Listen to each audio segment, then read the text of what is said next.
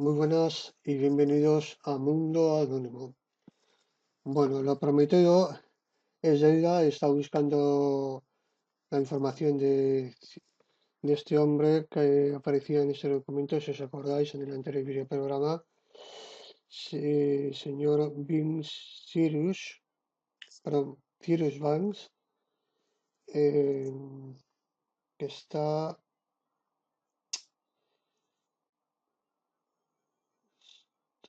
bueno, estaba aquí, justo aquí, y lo que este hombre era un abogado de Estados Unidos que luego posteriormente con Jimmy Carter fue secretario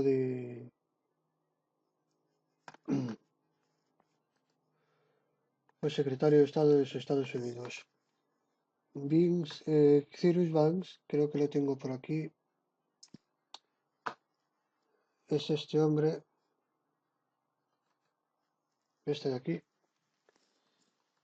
Y bueno, hoy lo que he dicho esto, pues ya los que se acuerden del capítulo anterior, pues ya sabíamos el cargo que tenía este hombre. Hoy lo que vamos a explicar es una parte bastante interesante, sobre todo la parte más divertida,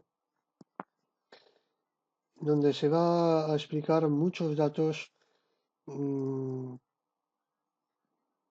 a nivel interno de Lyndon Johnson, que es cuando realmente el presidente Kennedy se empieza a preguntar, a ponerse nervioso: ¿dónde está mi vicepresidente que tiene que estar aquí? Como que se ha escapado, ¿no? En el trabajo. Entonces, pues es lo que vamos a exponer en el día de hoy, que como veis es un documento dos y medio hasta aquí. Aquí para abajo lo vamos a tratar con otro videoprograma, porque no quiero tampoco hacerla más grande y para que no sea monótono, ¿eh? Bien, vamos allá. Aquí dice que no sabe qué estará pasando en la mente de Reynolds.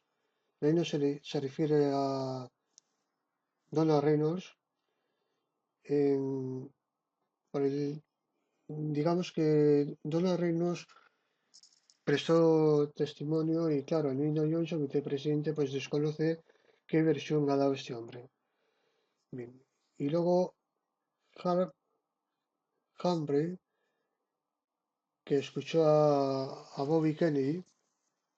Bobby Kennedy se refiere a Robert Kennedy, el hermano del presidente, fiscal general, Robert Kennedy, y que Richard Nixon se enteró en Dallas lo que estaba pasando. Es decir, por qué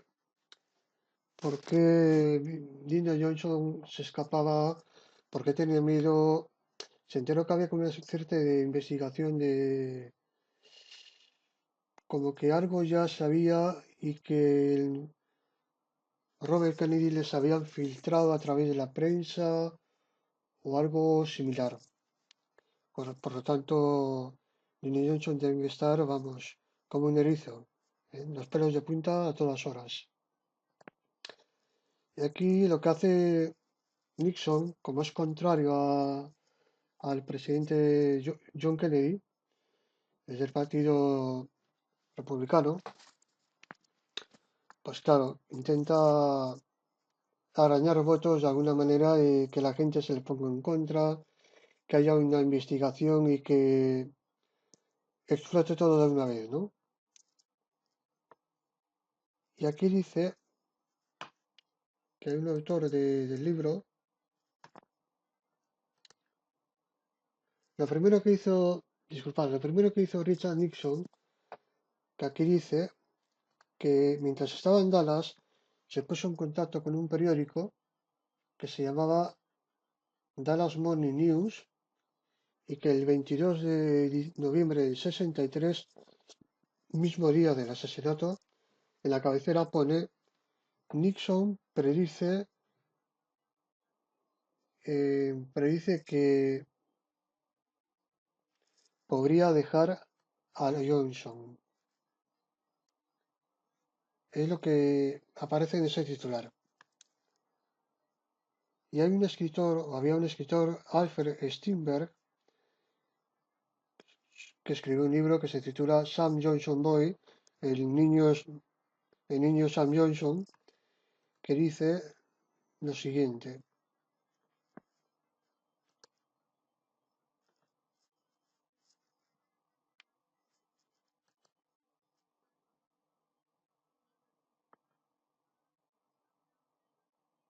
Después de 1961, Johnson nunca fue observado promoviendo en un proyecto de ley que estaba en ese momento con Kennedy en el Capitol Hill, y en privado tuvo quejas de varios textos legislativos, tácticas, etc. Por el otoño del 63, la eh, conversación, digamos que era muy normal en Washington de que Lyndon Johnson no estaba muy al tanto o muy unido a John Kennedy, sencillamente porque estaba el escándalo Becker y él pues tenía que estar a una cosa u otra.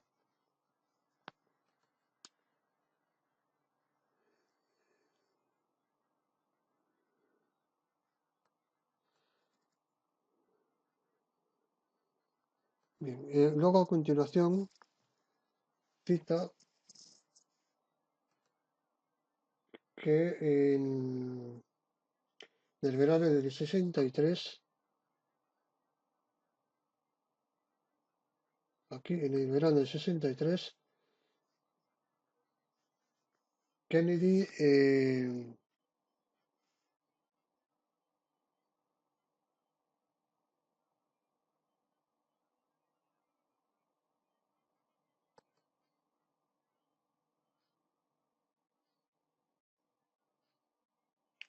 comenzó a planear su viaje en Texas, y que el vicepresidente parecía que le estaba ayudando poco en las políticas sobre la crisis, etcétera.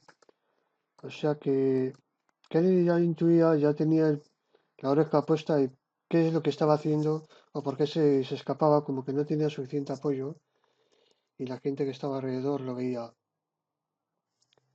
Entonces, en una investigación de John Dilling Williams y Deborah Conway sobre Reynolds, estos ambos me parece que son periodistas, que cita lo siguiente.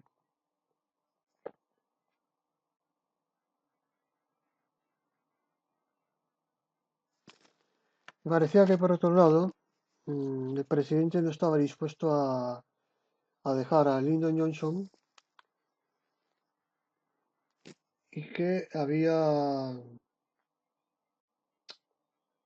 una de las razones que indica aquí era sobre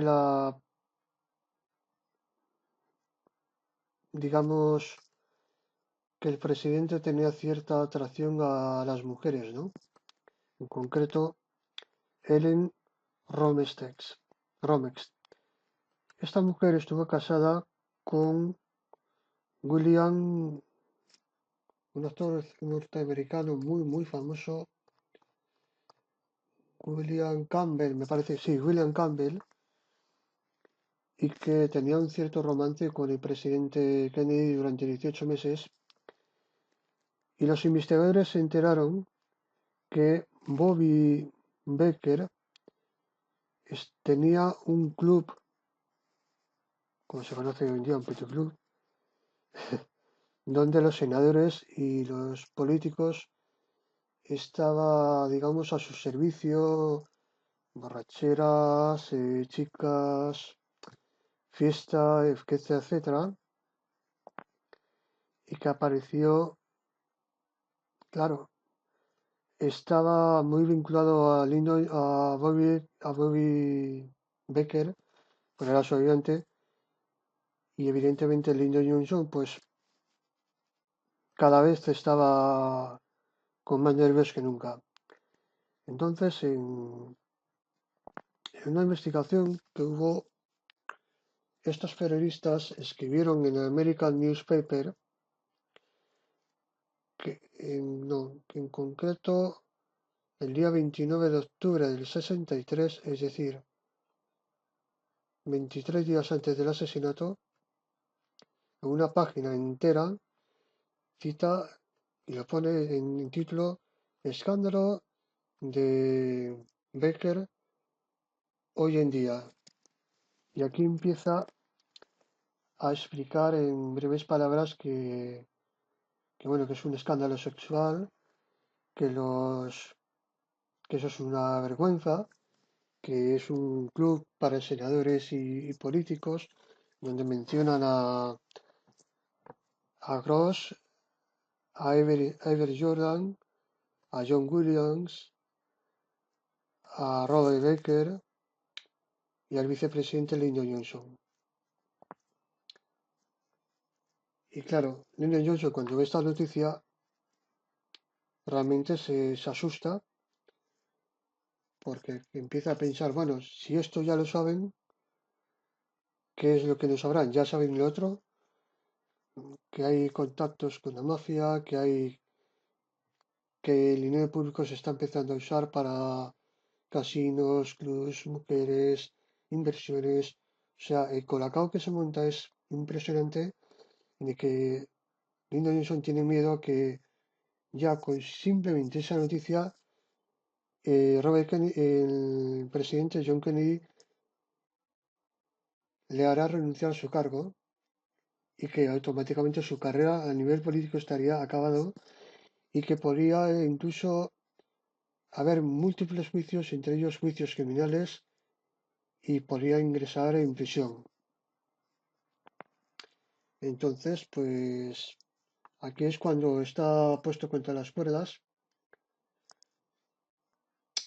y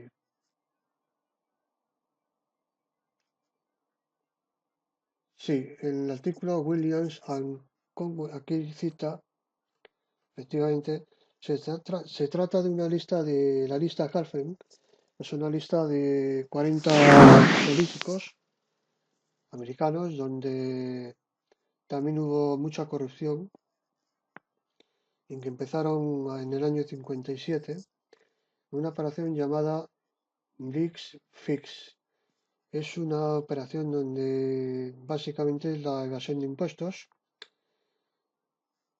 y que estaba muy relacionado con, bueno, había relación directa con Carlos Marcelo, otro capo de la mafia, y Vito Genovés, que eran muy amigos de Halfen, que se llamaba, no recuerdo el nombre, pero sí que había, en esa lista estaba involucrada la mafia con estos políticos. ¿Eh? Carlos Marcelo, recordamos que estaba muy amigo, era el socio con Sam Giancana, los Bonatti también, otra mafia de Chicago, eran capos de la mafia, pero de primer nivel. Y aquí cita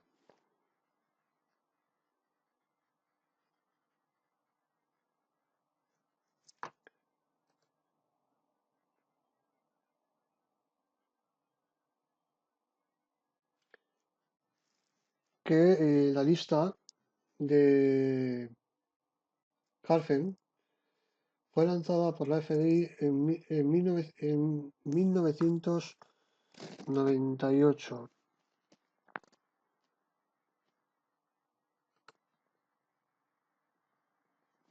Eso lo pone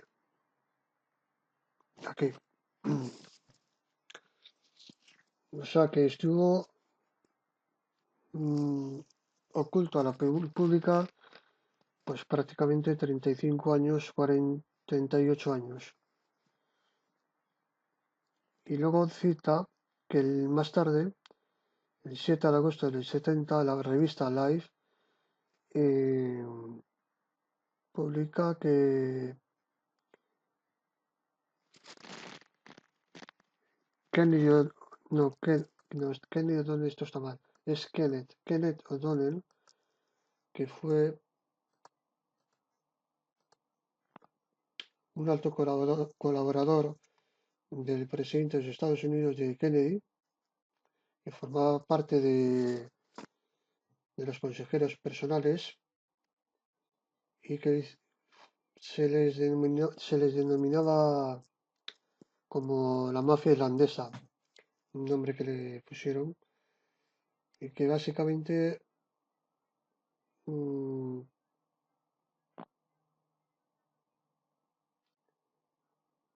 era un nombre muy cercano al presidente.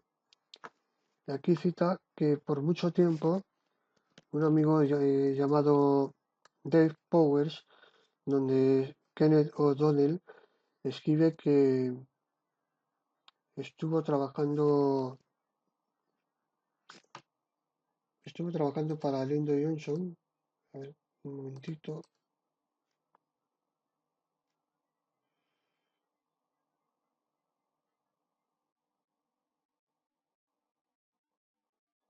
Pues que estuvo que reemplazó a Lyndon Johnson, o al menos el personal ejecutivo, y que el presidente nunca pensó en dejar a Lyndon Johnson. En noviembre de 63, justo antes, en Dallas, O'Donnell estaba en Florida, realiza un viaje a Florida con Kennedy, con el presidente, y se encuentra con George Smathers. George Smathers es un abogado muy famoso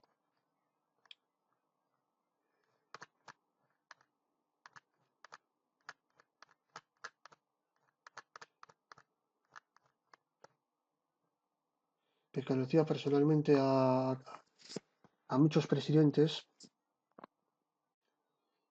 Pues conocía a Franklin Roosevelt, incluso conocía a Bill Clinton, un hombre muy cercano a ellos. Y que era quizá el mejor amigo de Kennedy en el Senado. Y era un hombre que juntos formaban un equipo muy fuerte que se dedicaba, bueno, más que nada, dejaba la piel por el presidente, ¿eh? Era un defensor férreo en todo me refiero a que si Kennedy tenía ciertas relaciones con famosas mujeres, pues este hombre ya automáticamente se preocupaba por la seguridad, que no hubiera paparazzis, protegía al presidente a toda costa, como sea, ¿no? Y que se filtró en la prensa, en donde le pregunta eh, este hombre, le pregunta al presidente, oye, ¿tú crees realmente que vas a dejar a Lyndon Johnson con todo más o menos la revuelta que hay por el caso Becker? Le dice, bueno, tú debes ser el hombre más tonto del mundo porque si yo dejo a Lyndon Johnson, eso se vería reflejado en mí. Claro, pensaría la gente de que yo también estoy en el escándalo Baker y con todo lo que se ha publicado, por lo tanto no interesa dejar a Lyndon Johnson bajo ningún concepto. Lo quiero más bien cerca, porque así lo tiene vigilado, qué es lo que está haciendo, con quién habla, con quién se relaciona, Si se lo deja, no sabe qué es lo que va a hacer. Entonces es más fácil tener más de cerca, que lo tenéis vigilado, que hacerle renunciar y luego no sabes qué es lo que va a pasar.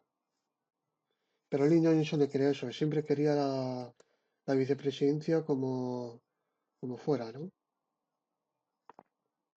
Entonces, más tarde, en el año 2009, la revista Life, un trabajador, un director llamado, no recuerdo ahora mismo, pero sí.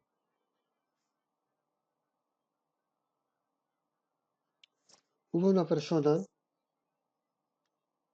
que dentro de la revista Life se creó una especie de investigación secreta donde dice que Robert Kennedy, que era fiscal general, le pasaba los datos realmente lo que pasaba en el escándalo Baker y que se filtrara a la prensa y a la revista Life, pero la revista Life no lo podía publicar en el mismo día, sino que tenía que esperar al primer mes los primeros días de cada mes, en este caso el 1 de diciembre. Entonces, él explica que la información fue proporcionada por el Departamento de Justicia con la aparente aprobación de Robert Kennedy, que lo pone aquí, y que en la semana de viaje de Texas, Lyndon Johnson y Baker ya habían preparado, mejor dicho, esta revista ya había preparado el artículo sobre este escándalo entre Lyndon Johnson y Baker, qué relación y qué es lo que había detrás. O sea, que ya tenían toda la información completa gracias del trabajo que hizo Robert Kennedy, fiscal general, y que quería, como sea, que esa información se publicara el día 1 de diciembre para destruir a Lyndon Johnson y quitársele en medio como vicepresidente. Entonces, de alguna manera, no sabemos cómo o no se sabe cómo, Lyndon Johnson se enteró y comenzó a preparar la operación a toda velocidad que este presidente tenían que quitarse en medio como sea, ¿no? Porque es que se le veía venir encima entre lo que habían publicado en la prensa, entre lo que se oía en el Senado, entre que ya habían reconocido los contactos de la mafia, casinos, o sea, era una bomba que estaba a punto de estallar. O mataban al presidente o se acababa su carrera política y quizá podría acabar en la cárcel también. Entonces, eh, que lo hizo, que lo pone que a principios de eso, que lo tenían preparado el 1 de diciembre de 63. Luego, posteriormente, cita que después de la muerte de Kennedy, del asesinato, eh, este material que le habían pasado del Departamento de Justicia ha sido embargada y destruida. O sea, que no pueden ni publicarlo, ni ponerse en contra, ni nada. Es decir, que desaparecía todas las pruebas. Ya se quitaba un peso en medio la revista Life, ya no podía publicar. Más que nada estaba como bajo el punto de mira, porque claro, tienes una información muy, muy confidencial donde involucra al presidente ya, Lyndon Johnson, pues imagínense cómo está en la revista, ¿no? Pues con todas las cuerdas, sin saber qué es lo que va a pasar, si ya no va a haber fondos para o en dos, pues me refiero en términos de publicidad, etcétera, porque la revista Life era una de las primeras revistas muy fuertes de Estados Unidos, que había mucha gente que lo seguía, ¿no? Entonces, dice este director, que en ese momento era director comercial de 27 años, que está,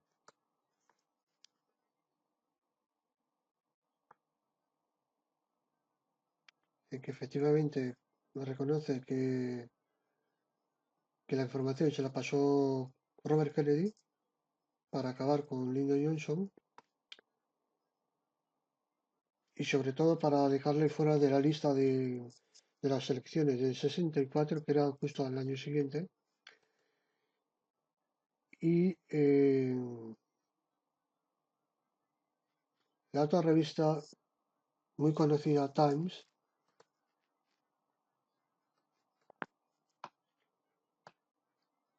estaba estrechamente relacionada con los servicios de inteligencia de los Estados Unidos, es decir, con la CIA.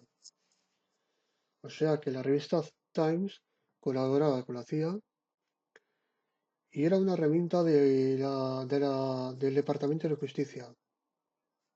Muy bien. Y que tenía también, digamos, la revista tenía cobertura sobre la acusación de Hoffa. Hoffa me suena, es un criminal también, un miembro relacionado con la mafia. Me parece que era Hoffa, se llamaba Toms, o John Hoffa, me parece que estaba relacionado con la mafia.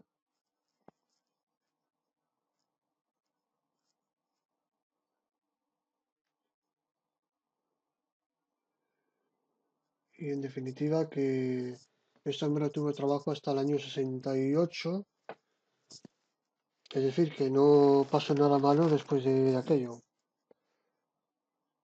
Y aquí dice también que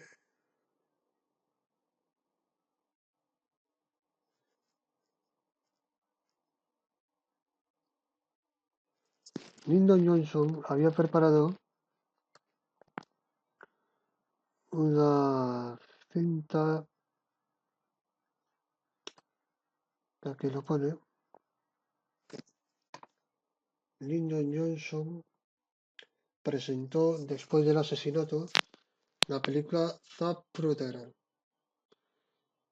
Entonces, lo que hizo esta revista, claro, como trabajaba para el Departamento de Justicia, pues obviamente tenía que defender los intereses del presidente, que era decir que el francotirador, que era todo de una, digamos, conspiración, no, sino que era todo obra de un francotirador, que no había más personas involucradas